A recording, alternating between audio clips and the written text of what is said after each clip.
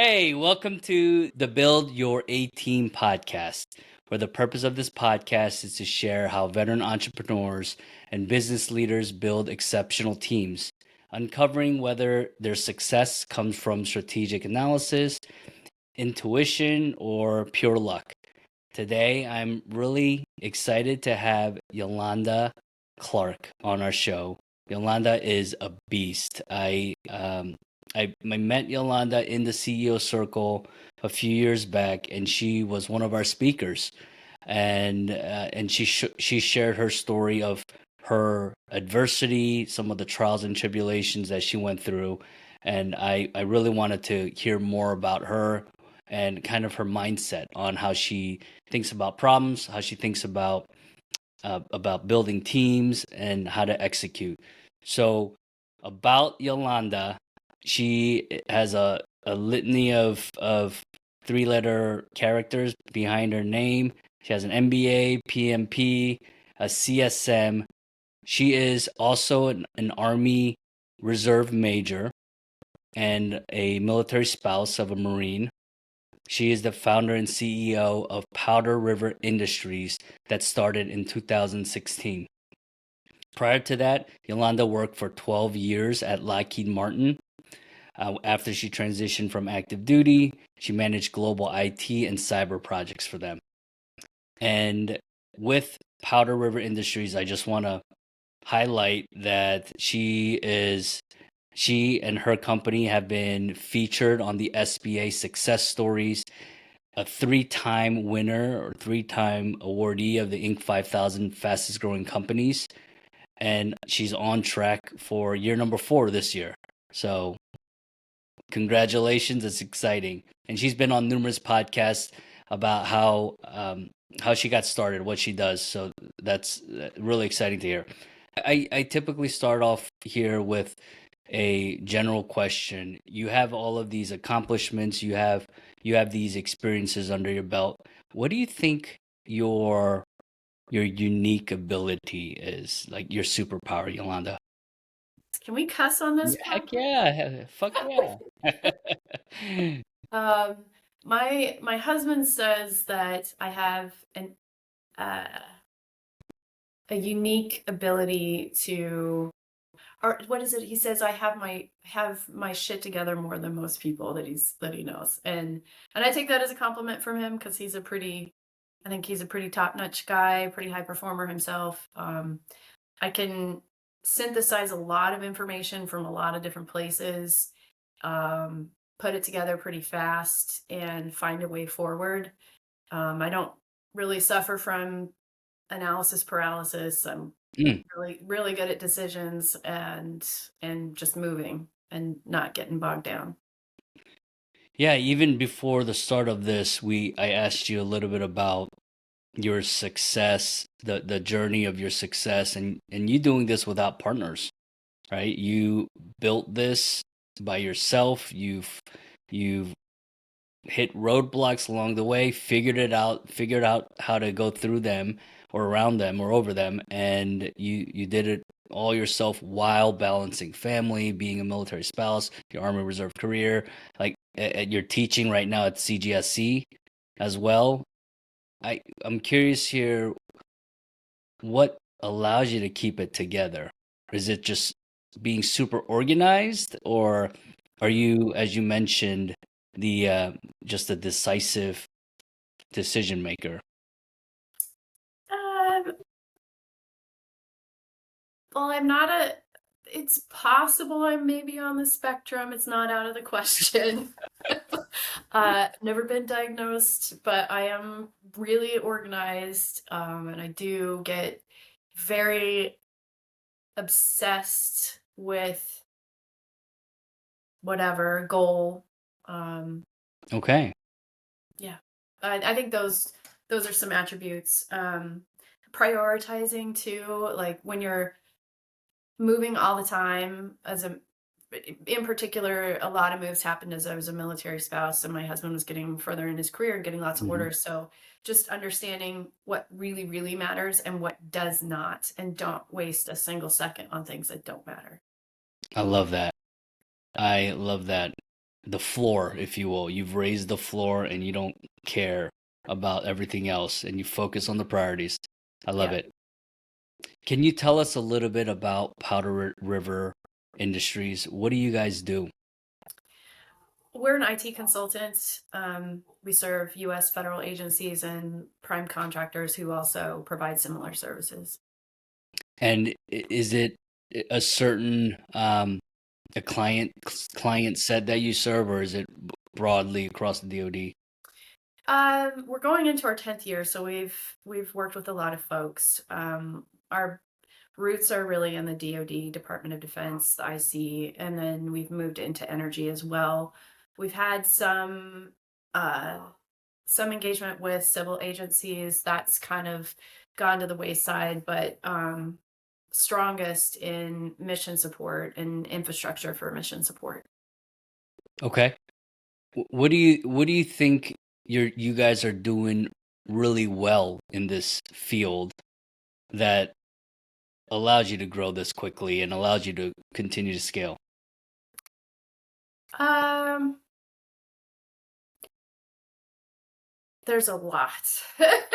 That is the question. We do a lot. We I mean, in terms of like what we're delivering, it is largely around data center operations, cloud, on-prem clouds, the cyber support around that.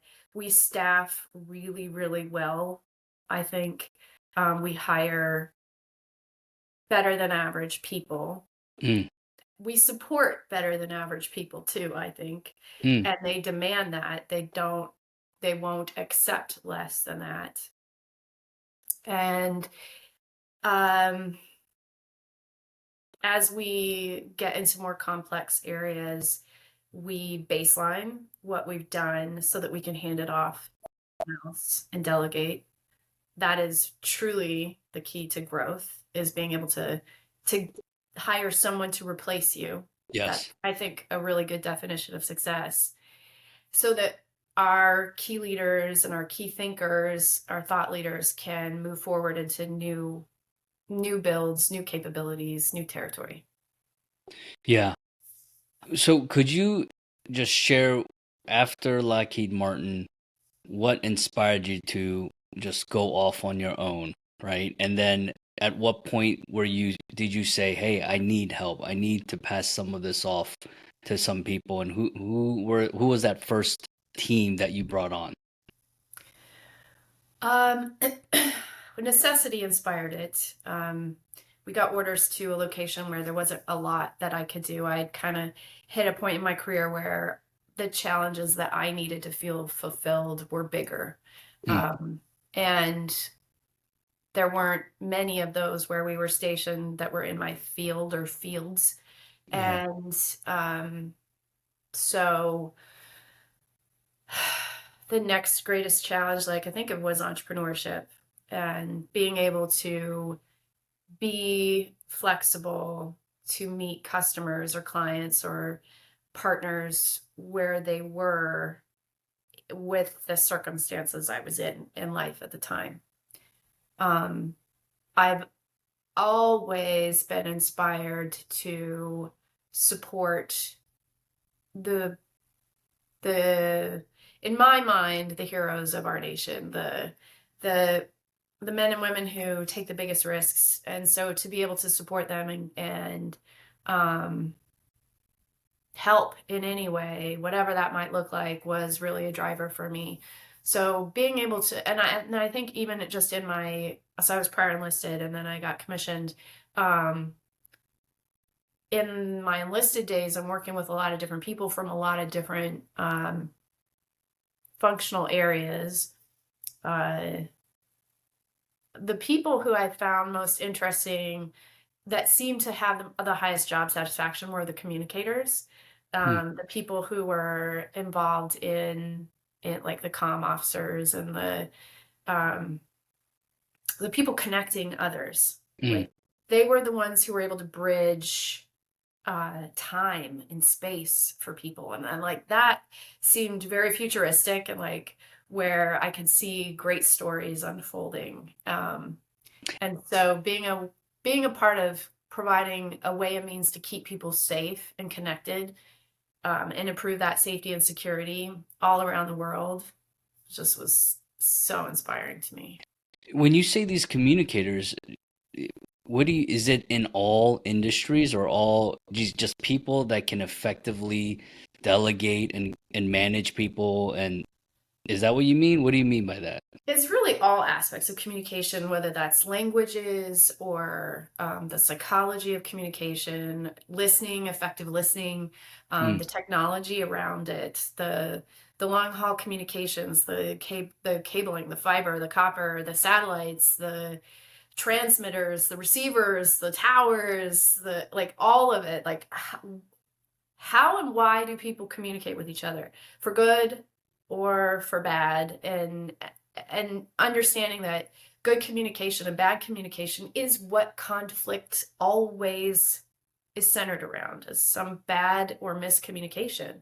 And so being able to help at any level of communication. So when I was first commissioned for 4 years, I was a human platoon leader.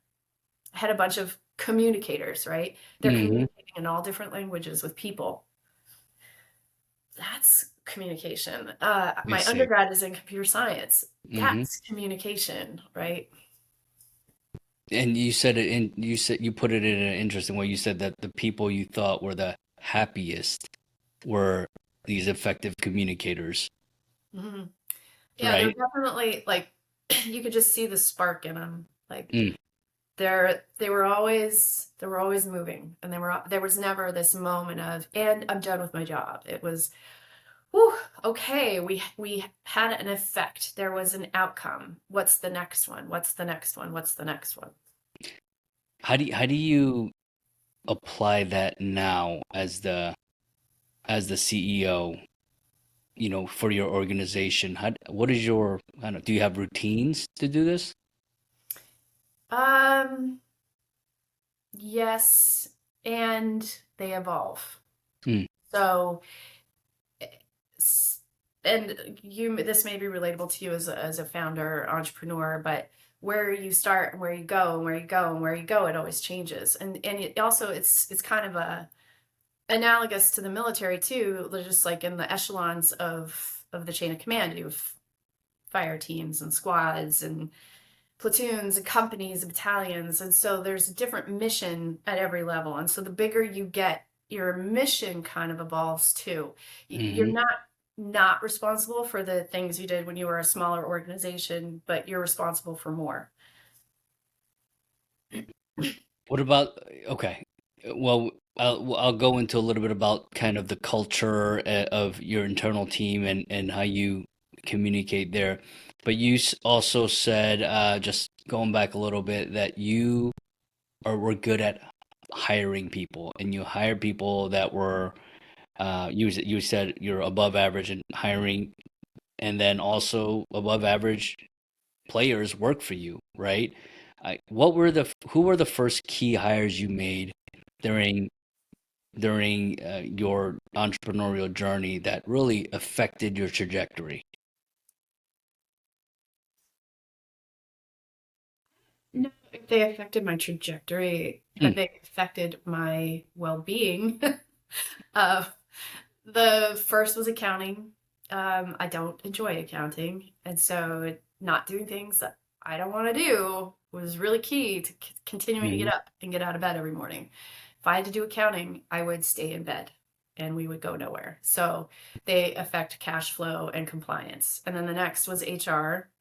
Um, they affect retention largely in terms of trajectory impact, retention and compliance.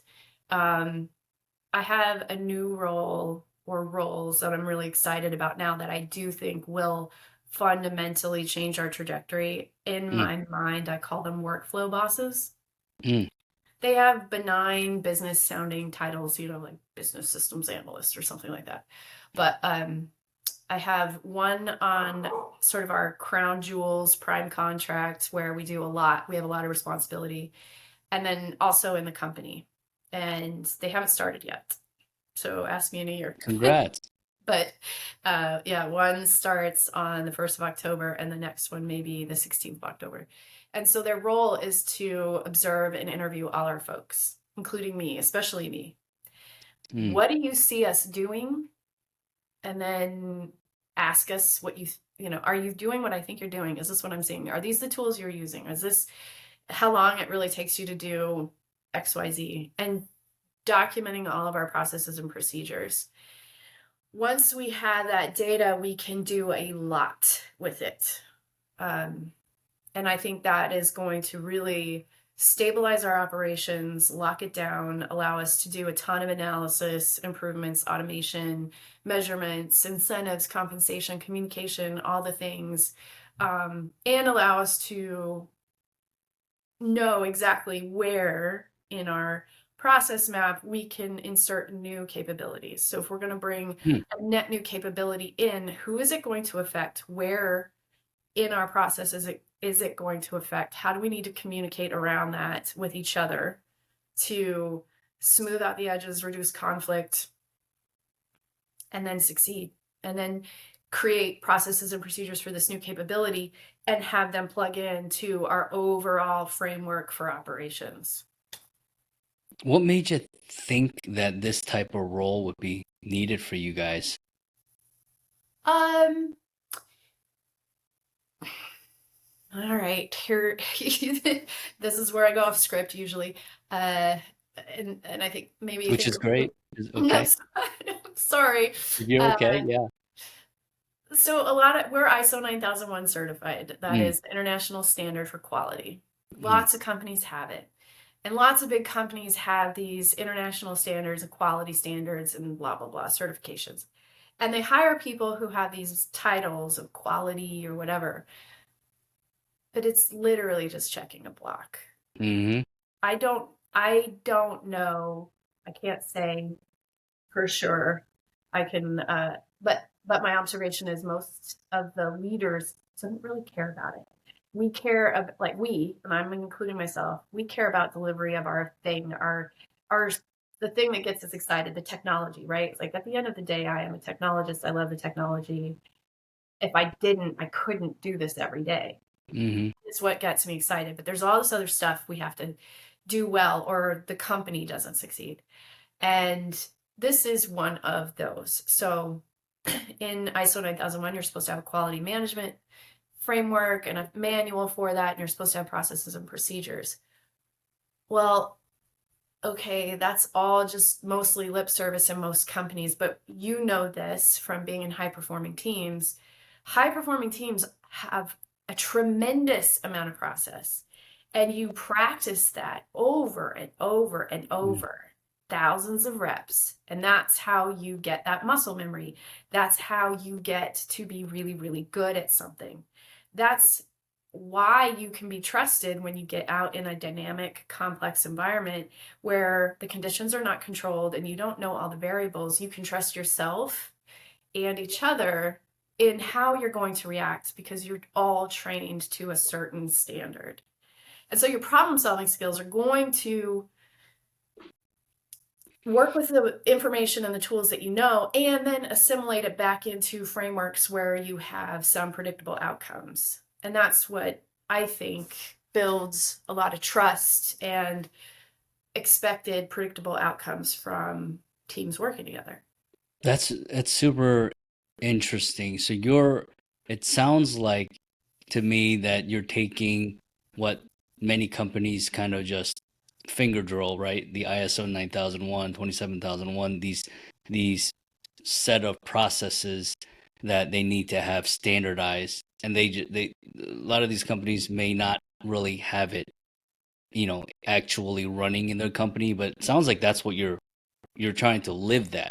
You're trying to maintain that because they are great processes. They are great process tools. They maintain information flow correct and edit and all the just changes that need to be made so that it's standardized for everyone. So you're trying to live that and build that framework to be the kind of like the operating you know, System for our system, yeah. right, for the And firm. I think, I mean, we have a need. We have to do this Mm, because we have, I mean, we're not a remote company, but we have people across 12 different states. We support work overseas. We've got teams traveling all the time, and we're hiring a lot of new people. It's not just the people that we've always worked with. So, how do we assimilate new team members as fast as possible? How can we send them forward to a location and have them work effectively with multiple teams communicating and providing communication ways and means mm, across a geographically distributed scenario and got it. trust the person at the other end and have certainty of our delivery and that when we leave and that team leaves, what we've left behind or the outcome that we're trying to achieve has been met. We have That to have that certainty and that trust. that's exceptional, I think. I mean, you guys are pursuing excellence in your systems and your processes and workflows. So that is super admirable. You're not just getting shit done to do it and meet the mission, right? But you're making it so that you are sustainable and long term. Um, I when you say you feel you have a above average recruiting capability system, what is it that you do when even hiring guys like this, right? These people that will be joining you in a few weeks. What is it that you do differently that sets you apart? For you, because I think one of your companies is a recruiting firm or talent acquisition. Hmm. But my observation from working across the service industries and talking to similar companies, most of us are not good at saying what we want, communicating what we want, really. I need a software developer. Uh, that's really And broad, and right? right. And so I guess what we do maybe isn't different for what a recruiting firm does, but we have for every role about a 4 or 5 page assessment, a qualification sheet. Call it a Hmm. staffing qualification requirement or something like that. And it's the new requirement. It's a new rec, and it's full of qualitative and quantitative data. So we have all of the address of the work location, the what's the mission, what is the project, all of that. But we also have a lot of qualitative data. What are the attributes of success for this person? We have non-negotiable requirements. We have places we don't want to see people from because we don't even want to deal with having to unravel bad practices or behaviors, Hmm. or cultural conflicts. We don't want someone who's got massive cultural conflicts between one organization coming into one where we know they're not going to succeed. Let's just not even start there. Hmm. Um, we then create that job description from, so the roles like the account manager or program manager will create that, give it to the recruiter. The recruiter's really got that frontline view of the world where things might be changing, and the geezers in the back are like, back in my day this used to be called information assurance, not cyber, you know, like then yeah, I know, but we call it cyber now. So right.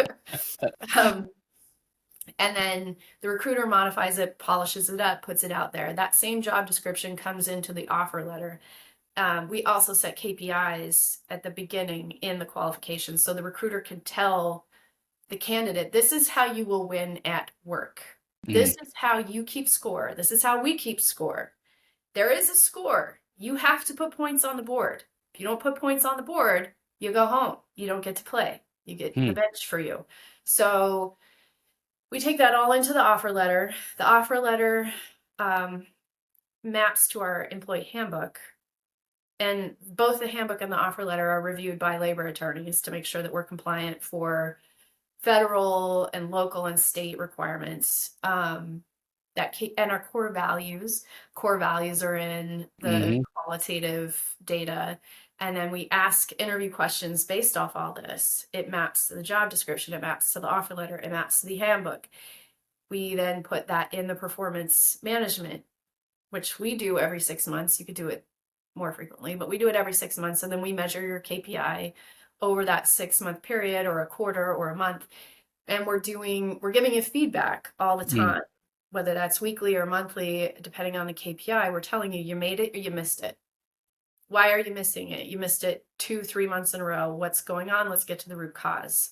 Is it a skills, training, resource issue? Can we fix it? Can we train it? What's going on? Then by the time you get to your performance review, you know exactly where you stand. It should write itself. And then if you're having a performance problem, you can communicate that and get on with it. So we do multiple interviews. That's a luxury. We don't always get to do that in the tech industry. Sometimes it's a buyer's market. Sometimes it's a seller's market, right? So if we've got to move fast, we may not get to do as many interviews as we'd like. But we tend to do panel interviews with more than one person with different points of view. And then we're pretty good at, like, it's pretty set at that point. Are the panel interviews that you have, or even just the various stages of interviews, do you try to quantify that at all, or do you put a scorecard on that, where maybe there are the core competencies, and you're saying, hey, rate this guy between 1 to 10 on, or 1 to 5 on these attributes, and do you do any of that kind of systematic quantitative analysis of candidates? Our recruiters do. That's how, by the time, like, and it's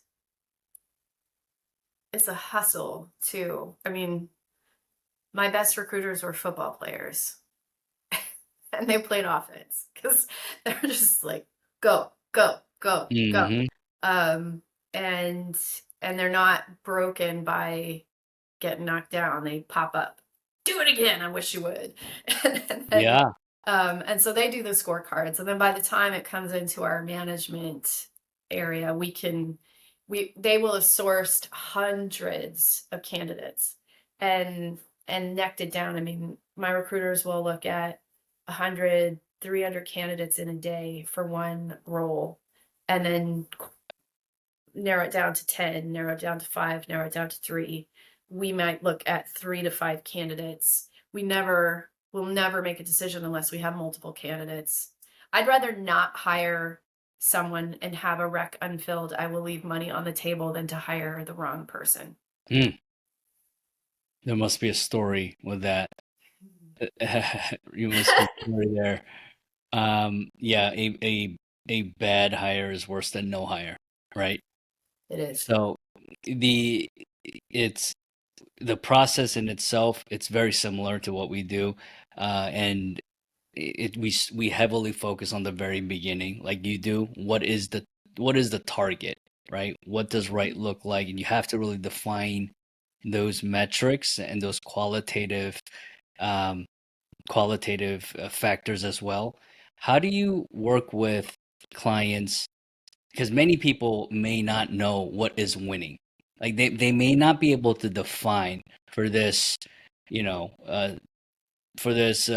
software developer, as you mentioned before, like what does winning look like, and what does the scorecard look like? And they don't really define it to be quantitative enough. Like I'm curious, how do you help your clients figure that out?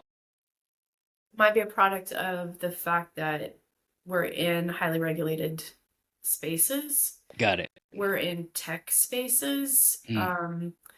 The large customers that we support, we don't do direct hire, as in, like, we are not a staffing firm. We're a W-2. We'll be your subcontractor for an enduring period of time, years, most likely. And their requirements were, so it's contract-based work. So that means they wrote a proposal, they negotiated the contract with the agency, whatever that is, and they've already done that negotiations, or we've done that negotiation with our customer.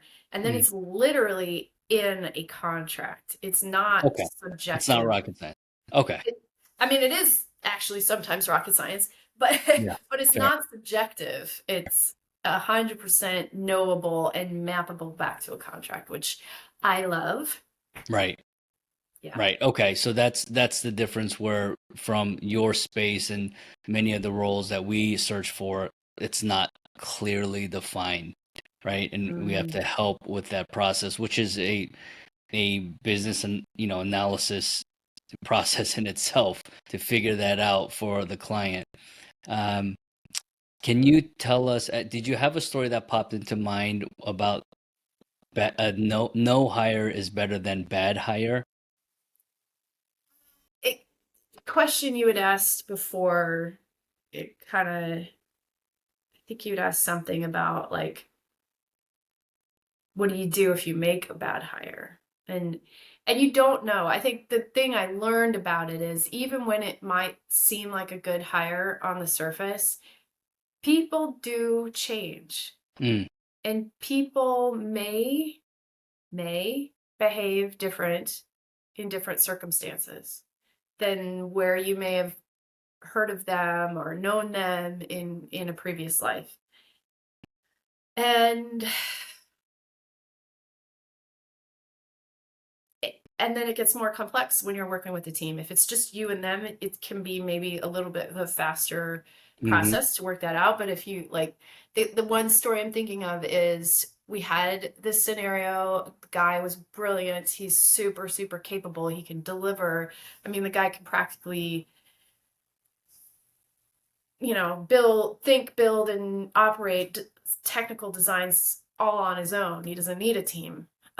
So on the surface, he seems like a good value hire, like the Swiss Army knife of an employee. But when we got him in different circumstances where things were more ambiguous, there was less guidance, there was less structure, he got uncomfortable, and his personality, the way he managed himself in that ambiguity, changed a lot, and it was very difficult to work with.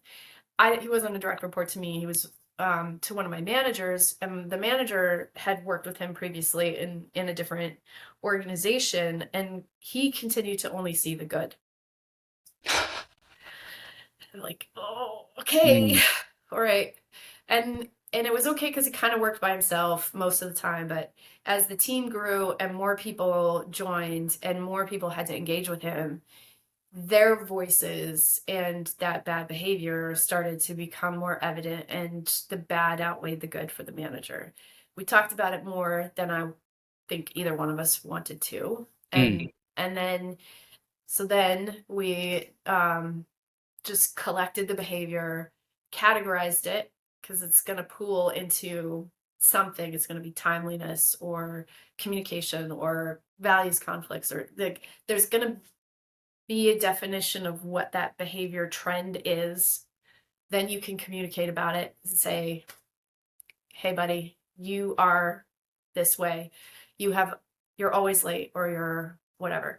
And then he can decide, like that person can decide, am I meeting or making my metrics? Does this team want me?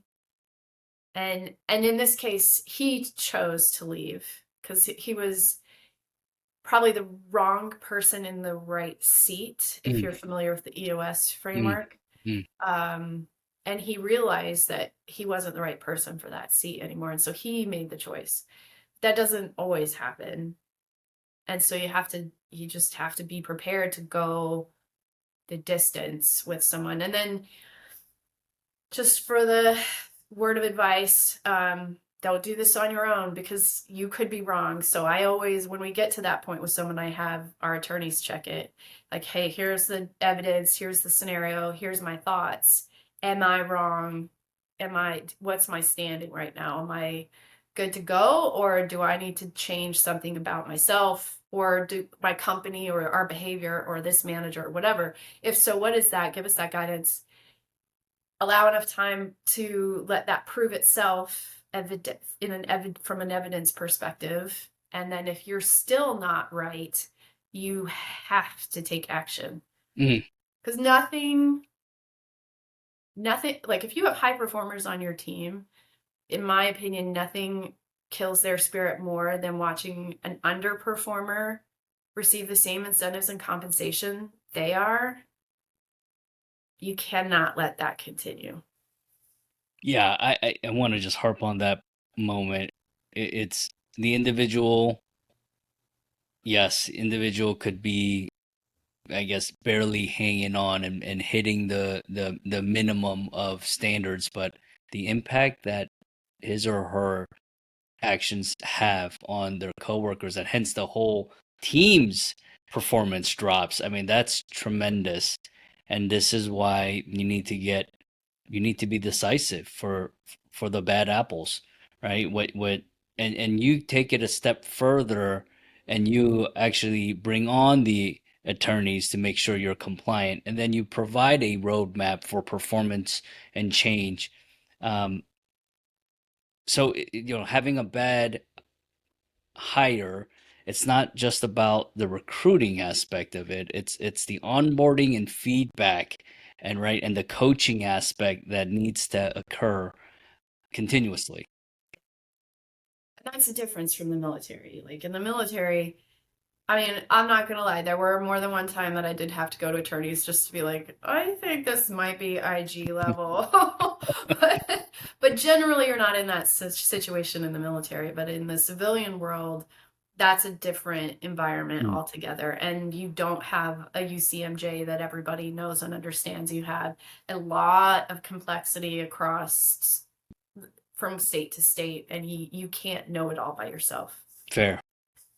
So one previous thing you mentioned was, again, similar to how we recruit, but for any given job, you start off with a list, right? Your target list of candidates, whether that's 50 to 150 or 200, and then you narrow that down. All these people that can do the job, at least so you think, or on paper, and then you narrow that down. A lot of business, I see a lot of business owners just post and pray, and then they get the 2 to 3 people that they may talk to, and then they kind of, this guy was the worst, not he was the best of the kind of mediocre, so I'm going to hire him.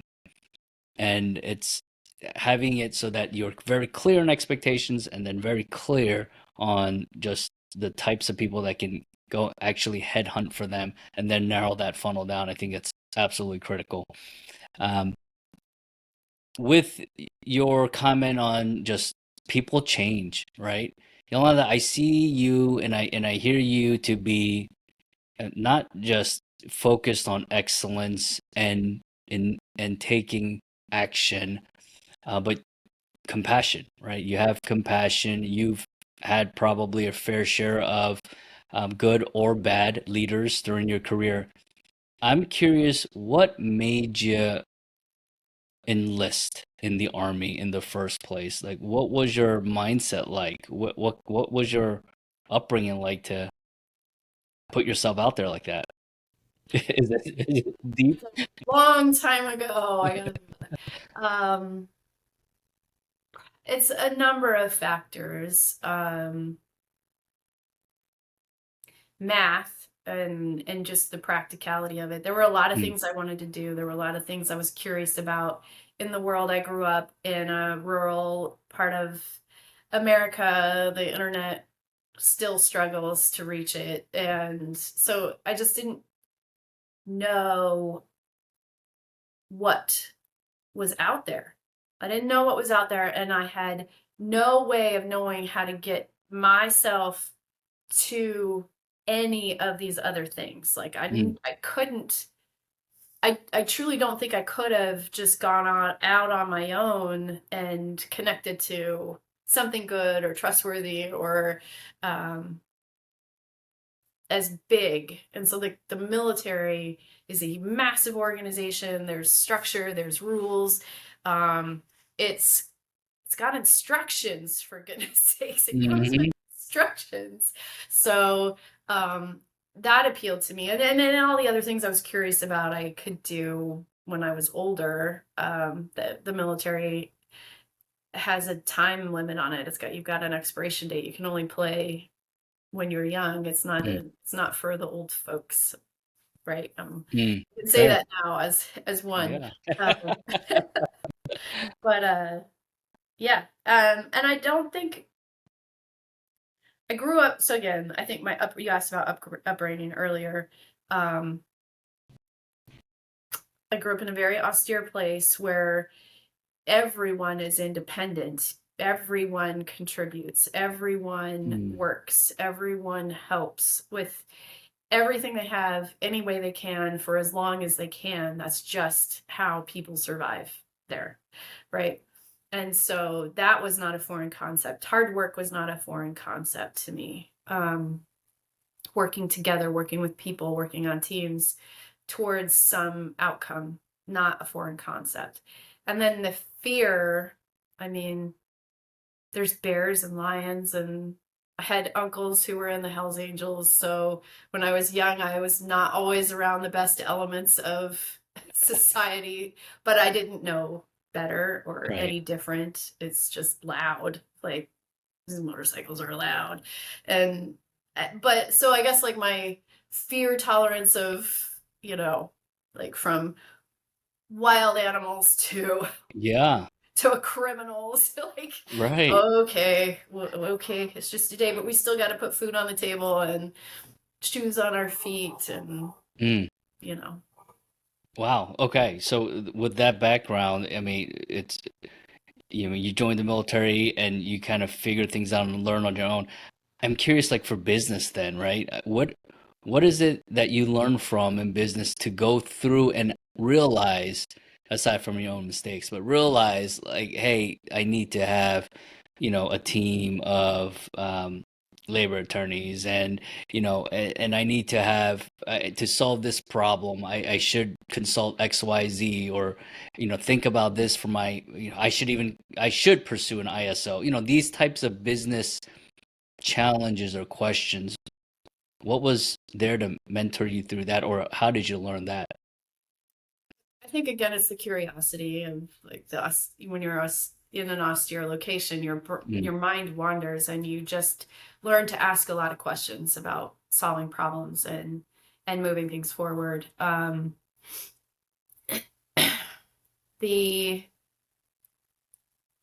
think one of the things I learned in the military that I don't hear talked about a lot anymore. It seemed like I heard it a lot when I was coming up in the military, but I don't hear it as much anymore. And I don't know why, because it's very effective, but my leaders always wanted to know before they knew. Like, brief me before you brief me. If you have to tell me something, like, bad news doesn't get better over time. If you have to tell me something that you're concerned about, you're worried about, that you think I'm not going to like, the faster you do it, the better it's going to be for you. If you want to get in trouble, tell me after the fact, and tell me when I don't have any choices or options to do anything. If you tell me early, I have choices as the leader. And so I got good at that practice of telling my leaders when things didn't feel right, didn't look right, didn't seem right, might have been off a little bit. And then I would watch what they did and how they reacted and how they solved problems and where they went to solve these things. And I just watched a lot, right? And then moving into Lockheed, largest defense contractor in the world, working on some of the hardest problems in the world, same practice, move in, tell my bosses the same, hey, I need help. This is bigger than me. You asked me to do this, but when I got into it, you said go here. I did. I pulled the layer back and the boogeyman jumped out. Did you know he was in there? Yeah, he's in there. What do we do about it? Okay. And then watching how they solve those problems, who do they go to? Because your leaders don't know either. They're delegating to you some big hard part of their job. They're trusting you. But they know that that's the reason why they tell you, come to me if you need help, ask for help, and tell me that something bad is going to happen before it happens if you think it's a possibility. So then just, again, now I'm an entrepreneur and I'm a founder and I'm sitting by myself in my kitchen trying to figure it all out and imagining what's the worst that could happen and where is the boogeyman today and what would Dave do and what would Conrad do and what would these people, what would Dr. Westfall do, and like how would they solve these problems? Well, they would go to this person, they would go to this office, and then, well, what's the comparable? What can I find that's like that where I am? And then that just leads to more and more and more resources. But so I guess the takeaways are plan for the worst, expect the worst. It will happen. It's going to happen. And how are you going to deal with it when it happens? And ask for help. And in the entrepreneur space, in the business space, there's tons of people, whether they're free or paid, that are just waiting for you to ask. And then not ever thinking that you have it all figured out, that you can do anything all by yourself, that you know better than anybody else, because there's, when you're on a team, there's a million people who can prove to you they're faster, better, stronger. Okay, I know that. Let's go find that faster, better, stronger person at whatever I'm trying to do and ask them to coach me. So how did you get good at shooting? I asked someone who was better than me. Cool. On the flip side, I'm curious about, when I think about you, Yolanda, I like picture a tough cookie. You're tough. You're very very gritty, right? Resilient. And from previous conversations and previous just you sharing stories, I know you've went through your kind of experiences with bad managers, bad leaders. There was an incident where you reported harassment and you received retaliation from that. Also, even in the military, just people ignoring risk and telling other people to do. I assume it's from that tough kind of foundation of childhood and background that you grew up in. But how were you able to center yourself and figure out the challenging moments of adversity and figure out your next steps? Right. Things that I have learned as a parent, and some of my new peers, new teammates, and talking through some of the challenges of life. What I'm going to talk about Paris. Paris, you made it in my first podcast. Welcome. We were talking about a bullying situation that's happening in my son's life, and I was like, how would you do this? What would you do? He's got a son who's older than mine, and he told me this. He said, you have to understand this. These were his words, but you have to understand that violence is an option. Violence is Yes, there it is. Underlying. It's an underlying outcome in any scenario, and this is as it pertains to bullying. But it probably applies in everything else, right? And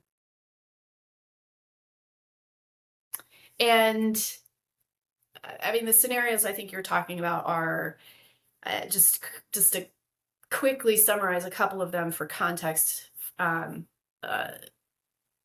Partners who demanded equity in my company, who were also paying my bills, which would be a conflict of interest, and I said no.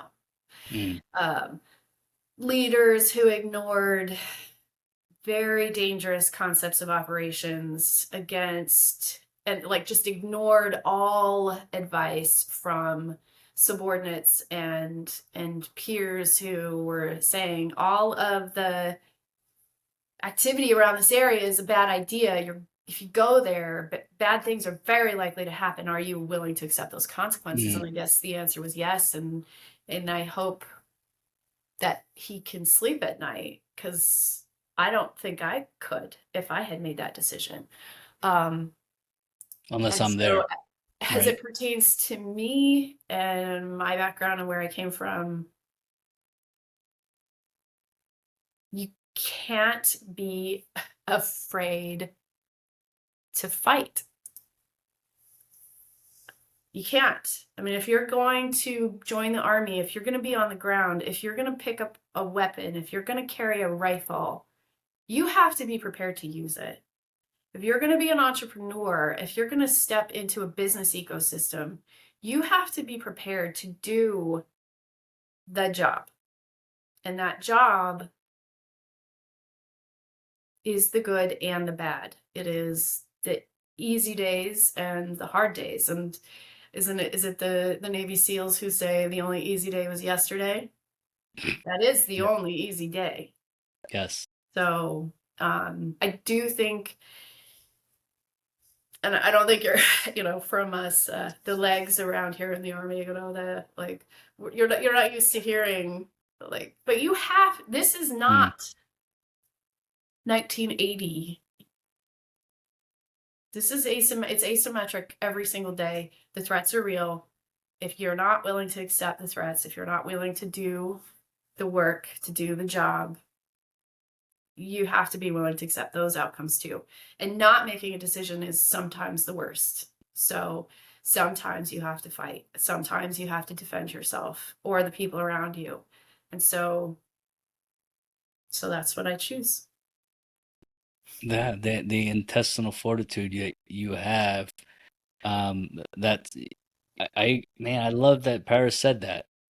Violence is truly an option. It really is an option, even though we're adults, right? It is. And it manifests in different ways, right? It's not going to be a schoolyard scrap, sure, right? We're not going to literally. But it's a confrontation. Fight. But it is a confrontation, and those confrontations can come in different outcomes. It can be choose a different vendor, cancel a partnership, counsel an employee, put them on a performance improvement plan.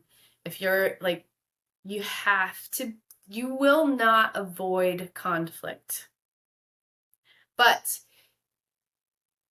I also recommend grace for yourself and others. And you know this too, there's rules of conflict. There are rules on the battlefield. So Geneva Convention, right? Yes, you're right.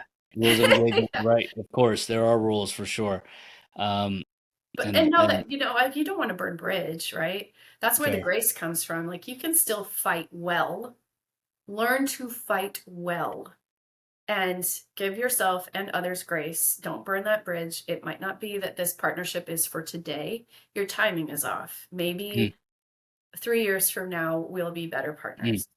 Fair. Those are wise. It's a wise perspective, and that's from somebody that's obviously been through a lot. So thank you for that. Just switching gears a little bit is the remote aspect of your work, right? Remote aspect of your company. You have a lot of beliefs. You understand both the quantitative and the qualitative skills and experiences for someone to perform well, right? At your company. How do you, what activities do you do? What actions do you perform to shape culture, right? To demonstrate what this is the standard is, this is what norm looks like for your company. Core values are the bedrock. Set those, define those, document methods of demonstration, communicate them. We do it during onboarding. We measure them in every performance review. In our leadership meetings, we have a weekly leadership meeting, and it starts out with a personal best, a business best, and a core value shout out. Shout out someone who showed it in the last week. So we're constantly thinking about it, talking about it. document it in, and every human has this same, like a similar set of things that happen, right? We all have birthdays and anniversaries and holidays and births and deaths. Automate that stuff so that your managers aren't wondering, like, oh, what do we do? How do we respond? We send pie. We make a pie, we send the pie, or whatever. We send Right. the box, the gift, the basket. That's just Mm. what we do. So then your managers can be cognitively freed up to think about the more complex and unique scenarios and situations. Um, I like that. Yeah. I but like it's that. not a Yeah. Makes surprise. sense. Birthdays happen every year. Right. Let's do it. Right. Gifting platforms are magic. Right. Gifting platforms, and just set it to be event driven. This happens, push the button. This happens, push the button. We, in those workflows where we have it, like we're doing more, obviously, everything we're going to have workflows, but communication is part of that, right? The communication between steps or between functional groups. So, and have that communication centered around your values so that when new people come in, they're like, this is hard. How do I talk to so-and-so that I don't know about this? You use this template. Mm. This is the template for how you communicate that hard topic. Oh, interesting. Then they can iterate on it and make it their own over time, but at least they know they're doing the right thing and they don't have to think about it. And then the person receiving it knows exactly what to do with it. Oh, this is the hard thing. Thank you. I know what to do with this. That helps a lot. That helps a lot. No wonder you're embracing ISO 9001. I get it. It's a SOP that you It have is. written, a template you have written. It is. And it's, you talk about being on your own versus partners. It's like being your own friend, be your own partner. Like, I can't be everywhere all the time, but my values and my customs and cultures and beliefs can be in all these processes and procedures all the time. So that when I am away or when someone else is away, like, I can lean on myself. Yeah, Me taking care of older me. Good job. it's true. Right. And from the sound of it, you like to keep it simple. So people know where it is, people can follow a template, people can at least get like a guideline of how they should think about it and Yeah. how they should solve it. So that's really brilliant. I really like that.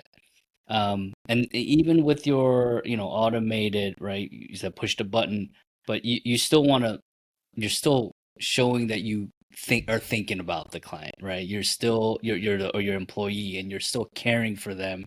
You're just making it easier for the managers and yourself for that recognition. I think in a way it's almost better. It means I thought about you before you were even here.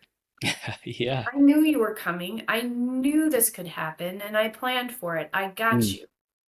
True. You're right. I planned for it and I have you. No, I like that. Well, finally, I mean, I think we can pick up a lot of techniques, right? TTPs, we say in the Army, but a lot of techniques that to lead in the commercial world, in the corporate world. But I'd like to kind of end here with your observations when talking to other business owners, veteran or non, right? That mistakes that they're making with dealing with their people and building an A team for themselves. What do you see that is just happening over and over again that that you think can be solved with a template? And I am in conversations with large partners who are dealing with this, and policymakers. I'm in the DC area, so I'm at the table with policymakers Mm, probably more than most. mm, Not defining what they want. Everyone thinks someone else has the solution. Well, commercials got it figured out and they've got it figured out. Everyone is focused on workforce development. Everyone has talent issues and shortages and gaps and not enough. but have you really defined the work? Do you really know what you want? Because if you don't, no one is going to make you happy. And a lot of my peers, I hear them say things like, and year over year, well, you're still working on that position? Yeah, I Mm, didn't work out. And they're blaming other people. And I could have been victim of this myself. And thinking that someone else knew better, that, and because you're supposed to staff your weaknesses, you're supposed to hire people who know things you don't, and that is true, but you have to tell them where they're going. mm, And if they don't know, you as the key leader will say, you're never going to be satisfied. And that's hard work. That is really hard work to define what you really want and communicate to other people. it is, because that should nest right to your goal, your bigger goals, and it should all kind of work together and tie back to the handbook and make sure everything is working together, and hence the operating system. Um, And but you know it. The feedback signal is when you've defined it, everyone on your team knows it. Your HR, your recruiters, your Mhm. managers, the teammates of that team. You get this feedback loop of positivity of, yes, this is working. And if you're not getting that, that is a you thing, not a Mm, them thing. mm. Yeah. Nowadays we have the luxury of ChatGPT, right? Mhm. AI. So ignorance cannot be bliss. I mean, I would converse with ChatGPT, learn what you don't know, understand kind of how other people are doing, how other best in class are doing it, and really challenge it to really figure out like what is it that this role or position must do for you, and how does that work with you for the growth or whatever for your company, the mission for your company. So, yeah, embrace ChatGPT if you're not ready, right? Ask it questions and to not only define it but communicate expectations. I think that's absolutely critical. So thank you, Yolanda. I appreciate your time, your insights. I really liked your deep like thinking, right? Your thoughts of before answering. So really appreciate that. Thank you for the listeners out there. I appreciate you tuning in. Now go build your A team.